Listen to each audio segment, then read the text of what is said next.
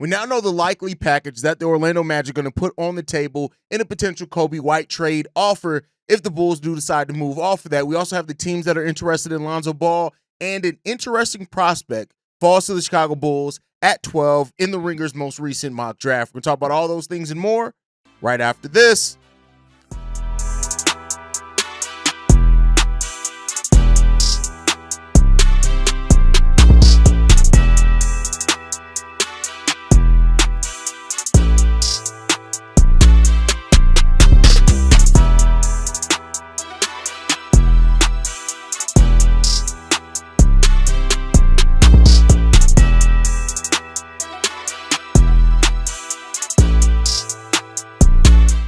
What's going on, Bulls fans? Welcome to another episode of Chicago Bulls Central, your number one spot for everything Chicago Bulls related. I'm the host there, Hayes, but more importantly, you guys can follow the channel at Bulls Central Pod on every social media platform we happen to be on. With that said, let's go and get into this content today, y'all. And according to Kevin O'Connor, we now know what the Orlando Magic are looking and dangling out there in regards to trying to get players in there. And that is, of course, their 16th overall pick, Cole Anthony and Jonathan Isaac. Direct quote from Kevin O'Connor says this: "I've heard the Orlando Magic are interested in trading Cole Anthony and Jonathan Isaac with their first for an upgrade there." Now, apparently the Orlando Magic really feel like they are right there. They look at making a situational and a positional upgrade and being enough if they can add the right amount of offense. They feel like they have a really good core of Paolo and Franz out there on the court. The rest of what they have around that team defensively is good enough. And so they're looking and aiming for a offensive player. Now, they were also aiming for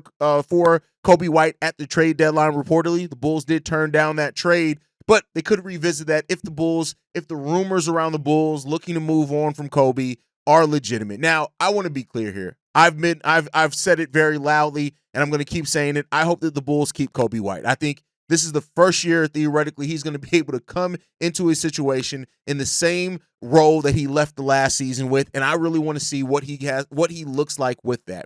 But if the Bulls are, and I say that if, they are looking to move on from Coby White potentially this offseason, and the Orlando Magic are the team that come calling, that's likely the package that's there. And people are going to ask, well, Hayes, what did Cole Anthony or Jonathan Isaac do for the Chicago Bulls? Now, I don't think Cole Anthony is necessarily a big get here. And I could be wrong on that, right? We look at Cole Anthony, he's 25 years old, yes, but his role has even gotten lessened on that Orlando Magic team. 9.4 points, 3 rebounds, 2.9 assists, and only 18 minutes played across 67 games last year. He was a first-round pick, but, unfortunately, he hasn't really done anything that would say that he can replicate or replace anything that Coby White is. Now, the benefit of a Cole Anthony trade is that next year is the second year of a 3-year deal that he signed, and the last year of that deal is a team option. So theoretically, the Bulls could trade for, if they get Cole Anthony in a trade like this, they can immediately get out of that deal, which reportedly with the Bulls looking to have to be big players in the summer of 2026, maybe that makes some sense for them there. So, the ability to get off that deal before the 26-27 season is a big possibility there, and maybe even something that the Bulls are looking at more positively when it comes down to that, because Cole Anthony at 6'2", 185 pounds, yes, he's been a double-digit scorer every year of his career except last year, but it's not been really anything. 12.5 points per game is what he averages for his career. The most he ever averaged was the second year at 16.3 points per game. He did that on 39% shooting and 33% shooting from the field. He's never really been like a super productive player at the NBA level. So you're not necessarily looking at Cole Anthony to come in and replace anything that you're getting from Coby White. So that's not the thing. But then you get to the Jonathan Isaac piece, right? And Bulls fans are going to ask, well, Hayes, can the Bulls get all of that back for Coby? And the answer is yes. Cole Anthony and Coby White's contract basically cancel each other out. But don't forget, the Bulls have a trade exception that they can use all of $17 million and still be beneath the luxury tax. That's the key thing there, is being beneath the luxury tax. So technically, they can absorb Jonathan Isaac into their trade exception, which would mean that they don't have to match that salary one for one. Now, if the Bulls did want to, maybe you can include a Javon Carter in there, kind of offset some of that. Maybe they're interested in Nikola Vucevic. I doubt it, right? But if we're just talking about the parameters of what Kevin O'Connor put out there, you can get Cole Anthony and Coby canceling each other out. The trade exception with Jonathan Isaac that's something that you can absorb Jonathan Isaac into. So there's that. Now, why do I like Jonathan Isaac? He played a career high of over 70 games last year, 71 games played, and Jonathan Isaac has actually turned himself into one of the better perimeter defenders and on-ball defenders in the NBA. So while the offense that was once there that you looked at for Jonathan Isaac when he was initially drafted has seemed to gone by the wayside, even his 4.4 rebounds, 1.1 blocks, only 15 minutes per game last year, 41% shooting from the field, 25% shooting from three. But he is, he's signed to a deal throughout the 2028-29 season as part of a 4-year, $59 million deal that he signed there. So he will be under contract a lot longer than, for example, a Cole Anthony. But I think the defensive impact of Jonathan Isaac could be something that the Bulls could be interested in. He can come in, he can play next to Modest, he can replace Modest, not replace him long term. I'm saying come in to back up Modest Buzelis while bringing in some defense. He has a lot of potential to be that level of player for the Chicago Bulls. Would I love for them to be able to get a Tristan Da Silva or something like that back? Yes, but it does not seem like that's going to be the case. So if you're looking at this and you're looking at the Cole Anthony part, you can get out of Cole Anthony's deal after next season. You don't have to pay him anymore. Then the Jonathan Isaac part, that's the part of how they view Jonathan Isaac, which his contract isn't a lot. $15 million next season, and then it declines the next 2 years before going back up that last year to $15 million. So it's a really interesting structured contract there for Jonathan Isaac. But at that level, for what he can bring defensively, for a team that needs some perimeter defense, you can count me in on Jonathan Isaac. Again, not necessarily saying I want to trade Coby White because I do not, but you can count me in on Jonathan Isaac at that money and what his defensive production is. Then you get to the 16th overall pick, right? And you would have to be sure of what's going to be there at 16, so that could free you up to do something more creative like an Igor Dimin or Noah Asingay, because somebody got me on mispronouncing his name. But you could get something like that up there and then get maybe a Danny Wolf later in that draft and shore up 2 different positions for yourself in this draft. That's a possibility there. Maybe you can go more upside like a Cedric Howard with one of those picks, especially if you're getting rid of Coby White. So maybe something like that. So those are the kind of questions that you look at there. Of course, I would love a Rasheer Fleming to be on the Chicago Bulls board in one of those picks there as well. But that's what the Bulls could do. Right now, this is a lot of what ifs. This is still if the Bulls really are even considering trading Coby White. But where there's smoke, sometimes there's some fire in the NBA. And so we've heard a lot of kind of trade talks around Coby. So maybe that's there. Again, I hope that we don't even have to have this conversation. I hope that when it's all said and done, Coby White's going to be in a Bulls uniform and stay in a Bulls uniform. But I guess we shall see. But you guys can let me know how you feel on that down below. When it comes down to it, if the offer is Jonathan Isaac and Cole Anthony, the 16th overall pick, is that enough to get involved in this? Keep in mind, they also own the 26th pick, I think, in the draft. Maybe it's 25th, somewhere around there. Would you have to get that in? Would you try to work it out, even if you're sending your own second, to get 2 first-round picks back and then walk away with 3 first-round picks in this draft? There's a lot of different avenues. I'm sure Vaughn is cooking something up. That's our trade guy here. He'll have something. Send it on the voicemail. We'll play it over the weekend, Vaughn, if you get that together. But let me know what you guys think on that down below. It's an interesting thing to kind of start hearing. We know there's going to be a lot of movement this offseason, and the question is how engaged are the Bulls going to be in some of that movement and what they can get back. But let me know what you guys think on those potential deals down below if you're on the YouTube side. With that said, I want to talk about something that was exciting. We're going to end the show talking about some Lonzo news. But the Ringer now has, in their updated mock that was just updated yesterday on the 10th, they have Kahman Maluach falling to the Chicago Bulls at number 12. Now, for many people, this is going to be the perfect thing that they want. The thought process at one point of Khaman being a player that falls down to number 12 seemed really crazy. Now, the Ringer hasn't fallen down to number 12. My favorite mock draft, NBADraft.net, has him falling number 13th to the Atlanta Hawks. So seems to be some type of thought there that Khaman is a player that could fall in this draft. So if that ends up being the case, could the Bulls take advantage, and should the Bulls take advantage of it? Now, the Bulls haven't worked out Khaman. They haven't worked out a lot of first-round prospects, and maybe that is because they do believe that somebody could fall there when it comes down to it, whether it's Asa Newell or Kahman Maluach or whoever else it is. And so now you're looking at that and wondering to yourself, okay, Is that going to be, can this really happen for the Chicago Bulls? And if it does, is this the best case scenario for the Chicago Bulls if this were to happen? And I'll tell you what, it will be hard for the Bulls, if I'm the Chicago Bulls, to pass up on it. I've said it before, Khaman is not this surefire prospect that people try to make him out to be. There is still a potential for him to be a bust. There just is. When you look at how raw he is, some of his footwork on things, he could be slow in certain areas of the game. So there's that question.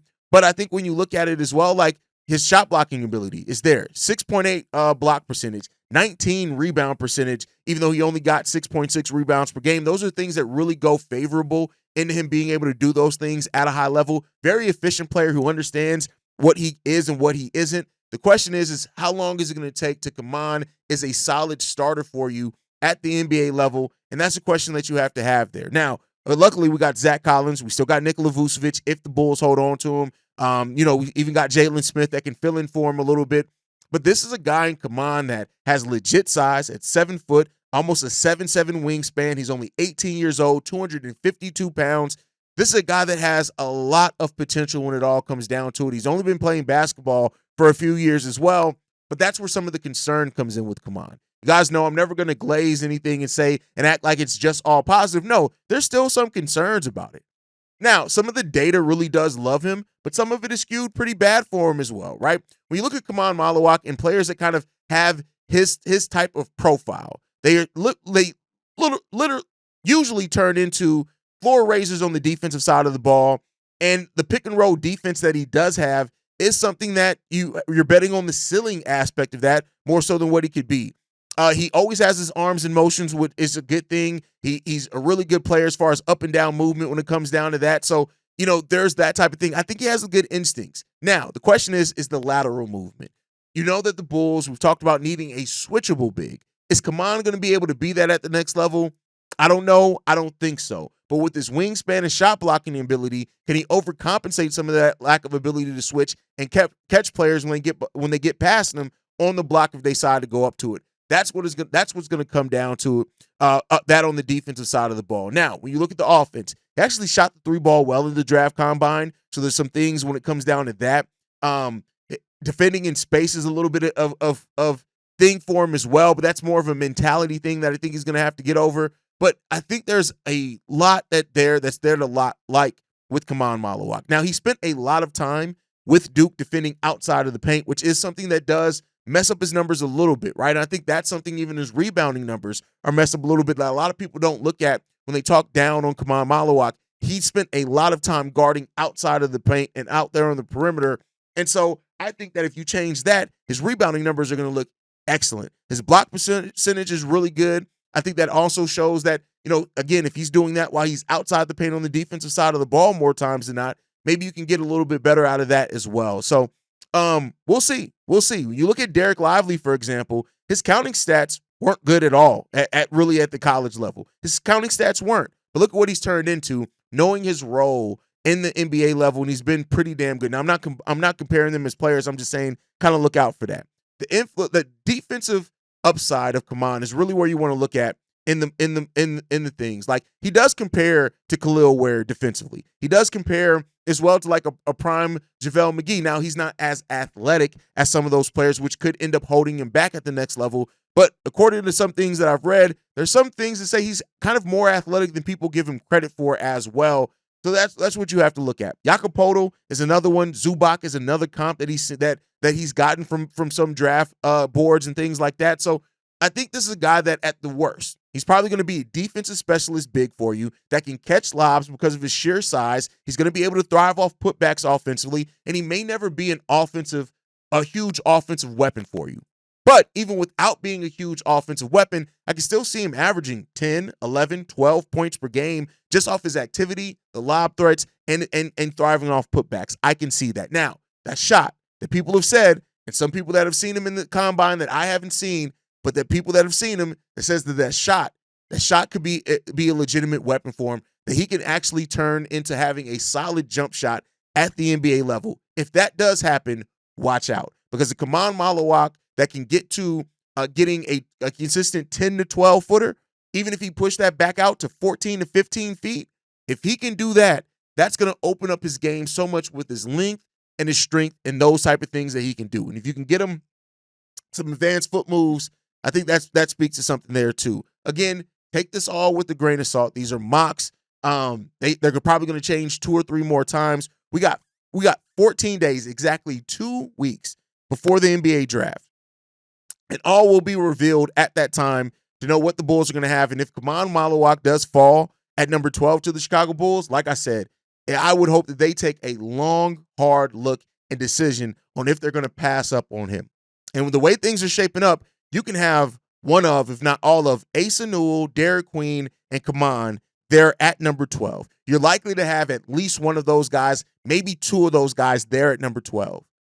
And I know the Bulls aren't necessarily looking at a specific position reportedly in this draft, but when you have talent that's also a position of need and players that actually fit what you're trying to do defensively with that position, I don't know, man. I don't know. Like Kahman Maluach, in a lot of ways, he's the anti-Nikola Vucevic, meaning that where Vooch thrives offensively and lacks defensively, Khaman thrives defensively, and as of right now, shapes up to lack offensively. But again, you trust some of the upside talk with him. Maybe he can even develop that part of his game. So that's where you have to get to. The intangibles are out the world. The potential's out the world. The high ceiling is there for Khaman. The question just is are the Bulls going to be able to develop that enough? And if you're like me, that's where I have a lot of concerns over this Bulls team and their ability to develop. But I guess we shall see. But let me know down below, with the Ringer and other drafts having Khaman being around that area with the Chicago Bulls, do you think that the Chicago Bulls could afford to pass up on Khaman if he's there? Keep in mind, a month ago,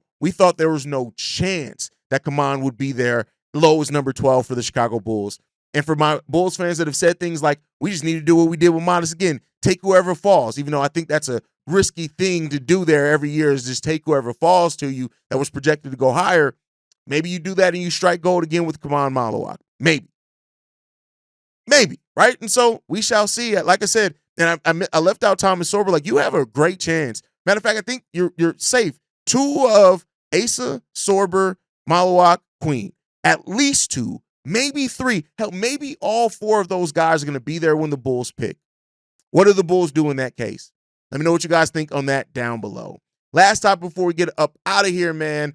We have now 3 teams reportedly that are interested in Lonzo Ball. This one comes from a writer called Coby White, and he talks about the top 3 teams that could come after Lonzo Ball this offseason. And he lists on this in no particular order. Of course, the Dallas Mavericks, who we've already talked about, they are looking for somebody to step in and replace Kyrie Irving while he's out at the beginning of the season.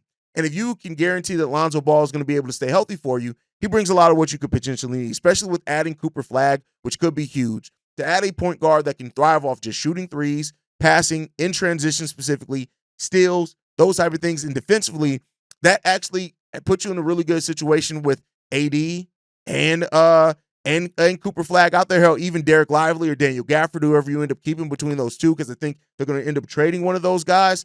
So I think when that all shapes up, is that it makes a lot of sense for the Dallas Mavericks, especially with what they have to offer there to send out to try to pair with the Chicago Bulls. That's if they strike out on some of their other options. I think they're going to look at Trey Jones. I think they're going to look at Tyus Jones. I think they're going to look at Chris Paul. They're going to look at some other players too. But if they strike out on those, I do think a pivot towards Lonzo Ball could make some sense for the Dallas Mavericks. Next up, he mentions the Los Angeles Lakers. Now, this is not a team that I've thought a lot about being interested in Lonzo Ball. I think they're going to focus on the center position as they should, in my personal opinion. But they are a team that, while they did draft Lonzo, we all know that. We know the story that happened there. They could use an experienced role player that can bring some defense, especially with Luka Doncic out there. Now, is that going to be something that they look to prioritize? Probably not. They're probably going to focus on an acquisition of a center. But then after all that shakes out, they could make a pivot towards it. So Coby White putting them in here was a little bit of an unexpected twist for me, because I just didn't think about the Lakers like that. But I do think that the Lakers maybe could make some sense depending on other things and moves that they could make. But I just think they have other priorities first before they try to pivot towards Alonzo Ball personally. But hey, maybe I'm wrong on that one. You guys can let me know down below. But then, unsurprisingly, the team that they have on here is the Charlotte Hornets. Now, mainly what Coby writes here says the Hornets would be an interesting destination for Lonzo because of the fact that his brother LaMelo is currently the star for the team. If LaMelo ends up staying put in Charlotte, this would be a good situation for Lonzo. However, the trade might not be the best decision for the Hornets, as Lonzo may not fit with their current rebuild plan. It doesn't seem like a very likely destination, but it will be cool to see the Ball brothers on the same team. That's the quote from him there. I think when you do things that are just cool, you miss the reality of why would it happen. And that's the questions you always have to ask. Why? Right? Why would the Charlotte Hornets, especially with where they draft at as well, be looking to add another guard, especially trading for one?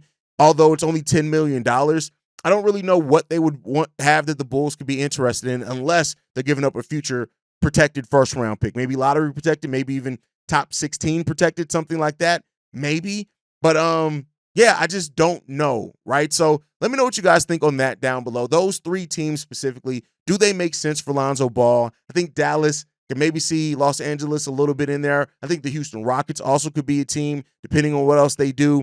But we'll see what happens with Lonzo. I think that Lonzo's still going to be in a Bulls uniform, but we shall see. But that's my time for today, guys. Make sure you guys are following us at Bulls Central Pod. You can send us any feedback, questions, comments, concerns. bullscentralpod@gmail.com. Lastly, if you want to leave a text message and or voicemail for the mailbag, the number to do so, 773-270-2799. We're the #1 spot for everything Chicago Bulls related, but that's thanks to you, lovely and beautiful people. And like we like to end every episode on, go Bulls. Love you guys. See red if you can, y'all. Peace. This has been a presentation of the Break Media.